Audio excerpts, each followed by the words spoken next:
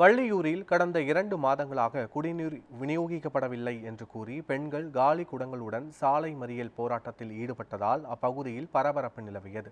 நெல்லை மாவட்டம் வள்ளியூரில் கடந்த 2 மாதங்களாக குடிநீர் விநியோகம் செய்யப்படவில்லை என்று கூறி ஊராட்சி நிர்வாகத்திடமும் அதிகாரிகளிடமும் பலமுறை மனு அளித்தும் எந்த நடவடிக்கையும் எடுக்கப்படவில்லை என்று அப்பகுதியினர் குற்றம் சாட்டினர். இதனால் கோபமடைந்த அப்பகுதி பெண்கள் காலி குடங்களுடன் சாலை மறியல் போராட்டத்தில் ஈடுபட்டனர். தகவல் அறிந்து சம்பவ இடத்திற்கு சென்ற வருவாய்த்துறையினர் போராட்டத்தில் ஈடுபட்டவர்களிடம் பேச்சுவார்த்தை நடத்தினர். விரைவில் குடிநீர் பிரச்சினைக்கு தீர்வு காணப்படும் என அதிகாரிகள் உறுதியளித்ததால் போராட்டம் கைவிடப்பட்டது.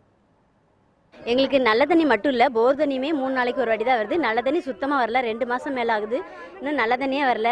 கை கால் திறன் இருக்கிறவங்க அங்கே ஒரு நள்ளி வச்சுருக்காங்க, அங்கே போய் எடுத்துருவாங்க. கை கால் திறன் இல்லாதவங்க எடுக்க முடியல, எங்களாலாம் எடுக்க முடியல.